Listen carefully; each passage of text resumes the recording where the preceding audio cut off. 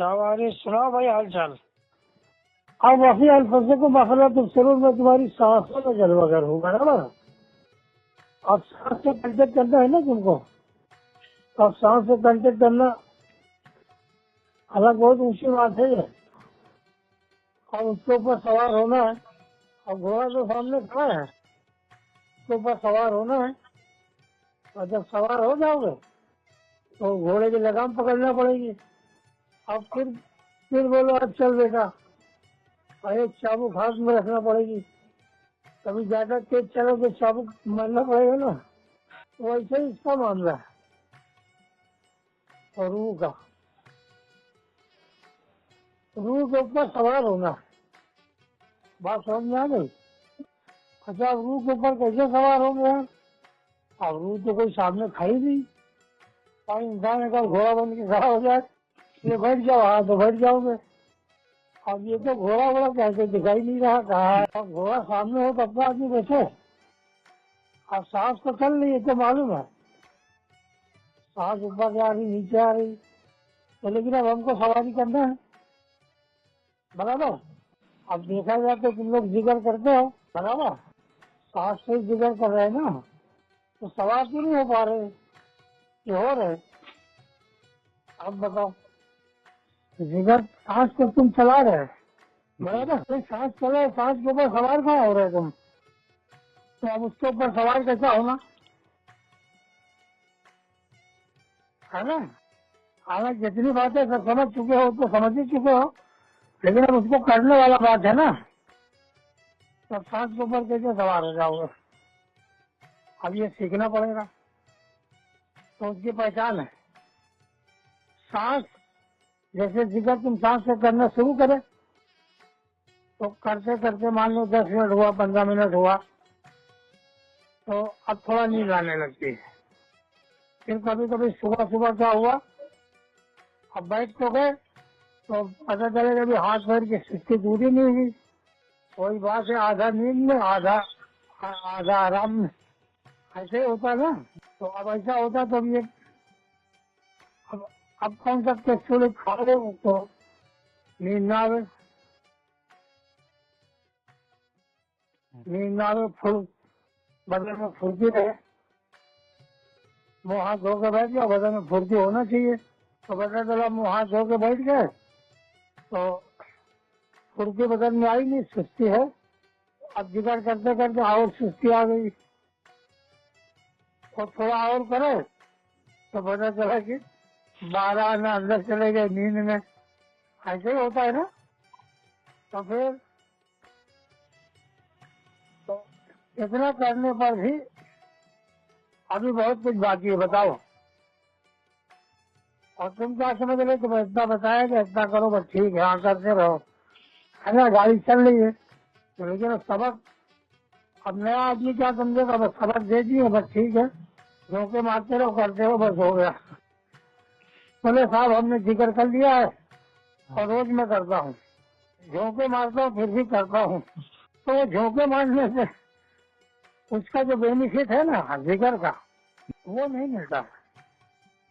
तो झोंके मार रहे तो क्या होगा? अब पता नहीं, झोंके मारते गाड़ी चला रहे और झोंके झोंके में वो गाड़ी पेड़ से जाके लड़ गई। ये झोंके का असर होता है। पता चला गाड़ी चलाने के लिए ड्राइवर को होश में भी रहना पड़ेगा।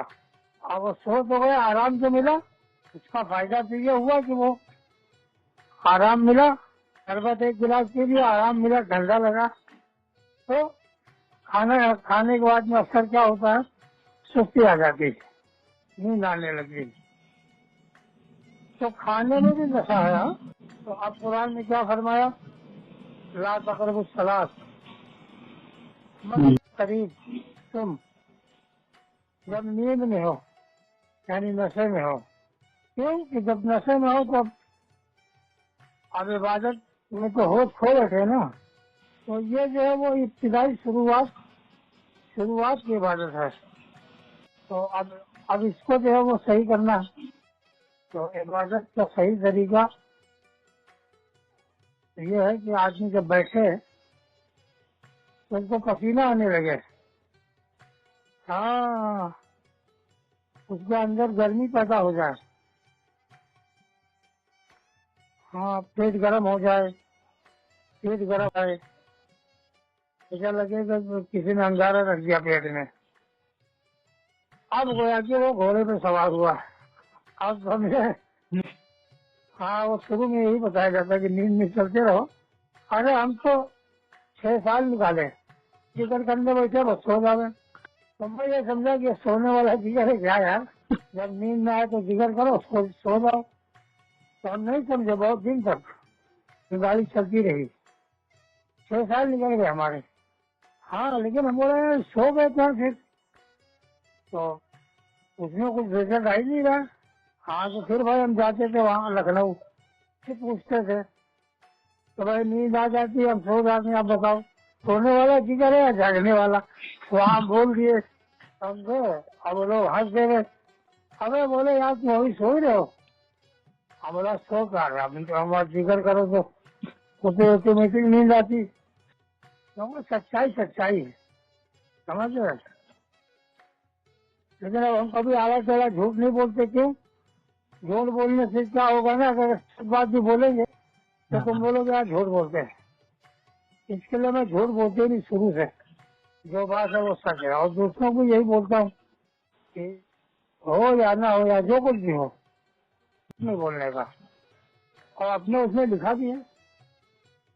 तो अब सच्चा सच्चा बात हम बोले, तुम लोग भी एक्सेप्ट कर दिए कि नहीं, बात तो बिल्कुल ठीक है। जब उस मंजिल पर पहुंचोगे, जब तुम खुद सवार होगे, तुमको यकीन होगा कि यार बस हम मान गए हम,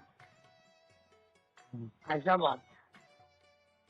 तो अब वो सवार करने के लिए हम नहीं चाहते कि एकदम से तुम्हारे ऊपर लोड पड़े, क्योंकि उसमें फिर वो मशीनें चलने लगती है ना अंदर की। भाई दिल भी चलता है अंदर, फिर उसके बाद में नासूर चलेगा, गाड़ी चलती है अंदर, तो फिर वो मामला ऐसा है। फिर अंदर चक्री चलेगी, फिर दिल चलेगा, फिर वो तुम्हारा मन चलेगा। तो जब ये सब चलने लगते हैं ना, आदमी जगह पे नहीं रहता। समझ गया बात।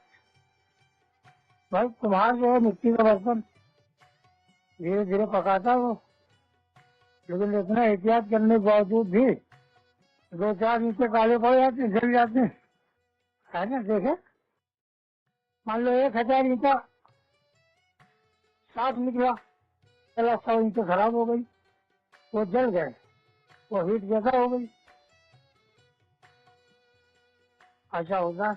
अब यही जिक्र तुम लोग करते हो, अगर इसमें टाइम बढ़ा दो आधा घंटा, मतलब हो सवाल के साथ में, तो गर्मी पैदा हो जाएगी पूरे बदन में।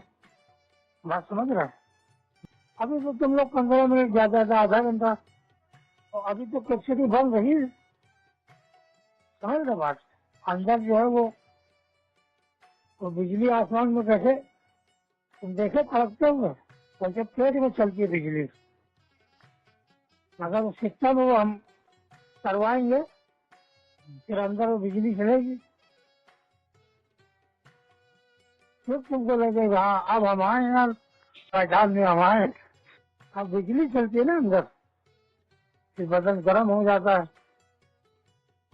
भाई एक पहाड़ जो खत्म हुआ था ना, तो एक वो कैसे खत्म हुआ था तुमको मालूम है। तो अब तुम समझ लो तुम मूसा हो, तो तजल्ली है ना तुम्हारे अंदर, तो वही तजल्ली अगर निकल जाए बाहर, तजल्ली बाहर निकल जाए, आदमी का पेट फाड़ दो, समझते हो। जब पहाड़ खत्म हो गया तो पेट नहीं फटेगा, पेट तो पेट है, मकान फट जाएगा। पेट तो समझो चमड़े गोश्त हड्डी का है, लेकिन मकान मकान गिर जाते हैं। इसीलिए तो धीरे धीरे अगर वो पूरी ताकत निकल आए बाहर, तो फिर बचता कौन है। हाँ, मतलब दुनिया में इंसान से बढ़कर कोई नहीं, इंसान से बड़ा कोई नहीं, दुनिया में सबसे बड़ा इंसान।